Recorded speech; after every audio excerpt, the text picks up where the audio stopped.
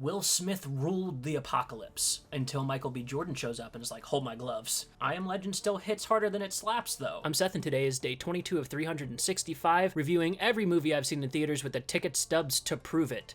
Today's movie, I Am Legend. Question of the day, what's your favorite zombie movie? This one's directed by Francis Lawrence, stars Will Smith, and killed my will to live. I Am Legend absolutely holds up. Sure, we have some CGI growing pains to move through, but they were really smart to set all of the CGI heavy stuff in the dark so that lighting and things like that don't distract from how fake and clay-like things can look. This is exactly how David Fincher uses CGI as well. I think it's really smart, and I was really shocked at how well it held up. Will Smith is absolutely magnetic. It's not the emotion that he shows, which is truly inspiring to watch, but it's what he's holding back where you can really see the performance shine through. It's not even a line that hits me hardest in this movie, it's his face when the main zombie's up over his shoulder as he's giving the female zombie back to him. The face that he makes is absolutely gut-wrenching.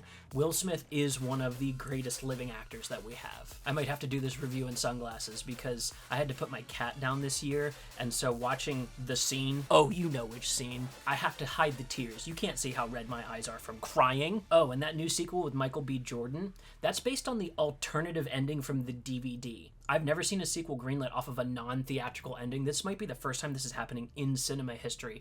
I'm beyond excited just to see what happens. Michael B. Jordan's fighting vampires and sinners. He's about to go up against zombies in I Am Legend 2. All he needs is a werewolf movie to round out the trio. Y'all aren't gonna see me cry for this one. No, no, no.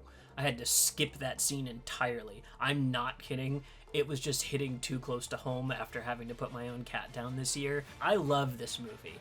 Truly, I love I Am Legend, but y'all can't see these red eyes from my crying. I'm not gonna let it happen. Also, take this as like a subtle nod to the fact that Will Smith was almost Neo in The Matrix. How cool would he have been in sunglasses doing bullet time? This is one of those rare zombie movies that I absolutely adore. As a genre, this is not one of my favorites.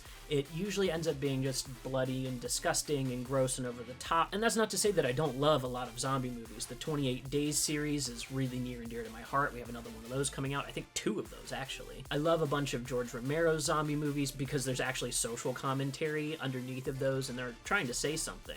But as we get into things like anything past season 2 of The Walking Dead, we get into a genre that I don't find particularly scary. And that's a big reason why I end up loving I Am Legend. This one's actually frightening. These are parkour zombies. We've won up 28 Days Later. They don't just run. These fuckers can run up the wall like fucking Spider-Man. They're also super strong. I don't know how I lost that in translation along the way, but these zombies are picking people up with just their neck and their mouth. I'm sorry, what kind of neck training are you doing at the gym, buddy? Now, I know Mr. Smith has been a little contentious in media lately. I don't care to comment on that, if I'm being honest. I'm a white man in our world, and I don't need to pit black men against each other. That's not my lane. But as an actor, as a talent, Will Smith is borderline untoppable.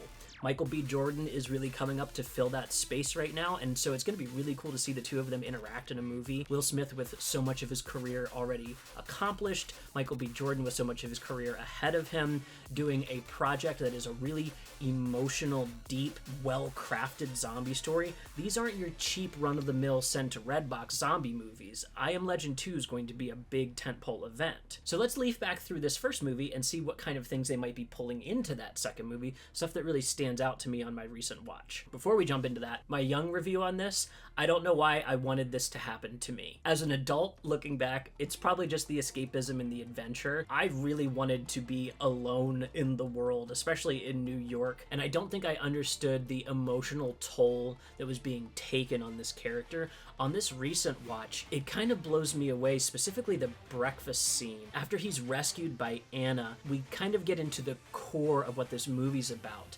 Is God punishing us? Is this the next step in our evolution? And a big reason I love the alternative ending is that it's closer to the book ending and it's closer to the original version of this movie, which I am cautious to call this one a remake because it is so functionally different. It's a total reinterpretation of the material set in our 2007 world. Emma Thompson shows up at the beginning of this to kind of explain the setting. We just saw her in my Stranger Than Fiction review, which you can go check out on my channel, but it wasn't as apparent to me, I think, when I was young, how deeply impacted his isolation had made him. Yeah, he works out, but this is functionally like a prison workout. Yeah, he eats, but he's eating by himself. Yeah, he can go get a movie, a blockbuster, but he had to set up this elaborate social setting just to keep himself talking out loud. Then when we get down to the basement, we see the wall of pain. That's what I'm going to call it.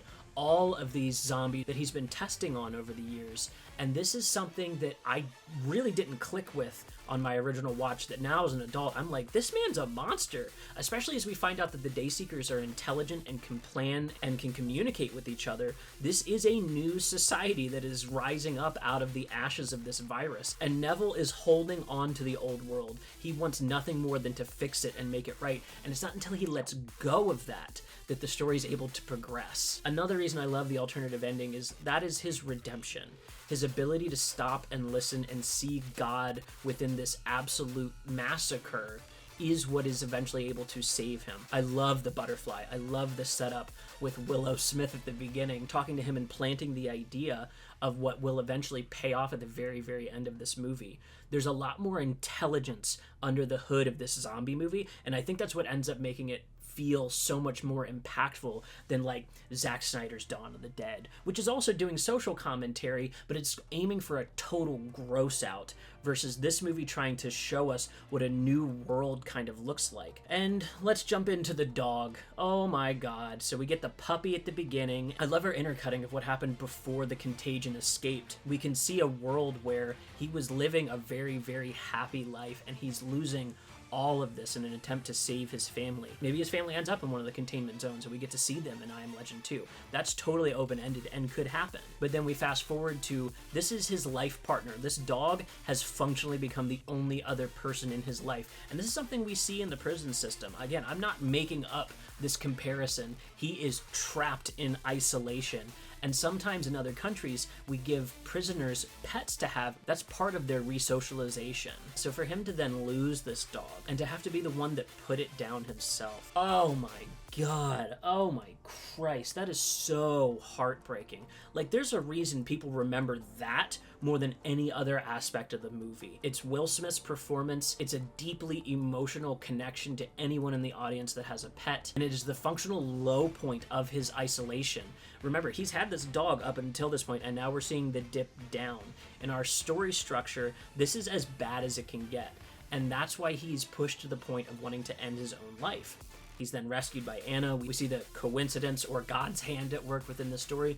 And listen, if you want to include God in your story, you're allowed to have a Deus Ex Machina. He's made it absolute text within the film. Something else I really, really dug about this movie that I didn't get the first time is the Shrek scene. He's quoting this movie to show not only that he's been watching this movie over and over and over the last few years, because this is all the media he has access to, but think about the words, the script from Shrek that he's quoting here. I'm gonna stick with you. The whole point of that scene that they excise from Shrek is these unlikely people are now being brought together, and he can't emotionally say, hey, I want to protect you guys, I want to be with you, because he hasn't talked to people in so long. That's why he has such a hard time at breakfast with them, like I brought up at the top. I love that it's a poignant scene from Shrek. It's not a random. This isn't a joke.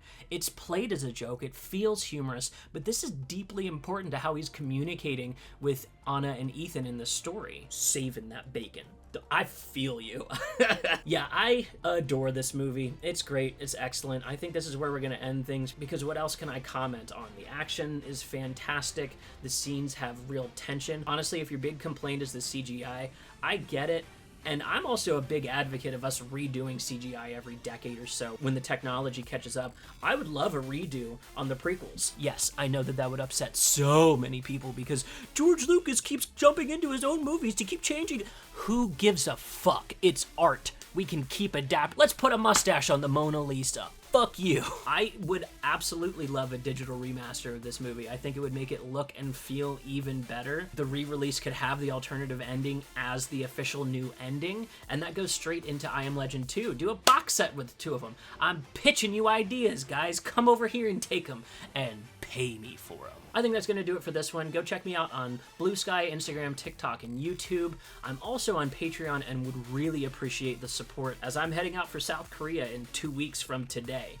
I'm going to continue this series while I'm over there. We're going to keep watching these movies, keep talking about these movies. My comments are open. I would love to chat about your favorite zombie movies, about your feelings on I Am Legend, about your feelings on the upcoming sequel. Are you excited for it? Are you all sequeled out yet? Our next movie is 10,000 BC. We're going way back. This is a Roland Emmerich movie who worked with Will Smith on Independence Day 1. That's the good one. Independence Day 2, that's the bad one. You'll have to check in with me when the review comes out to find out how I feel about that one. It's also going to be over on Letterboxd, and in the meantime, I'll see you tomorrow.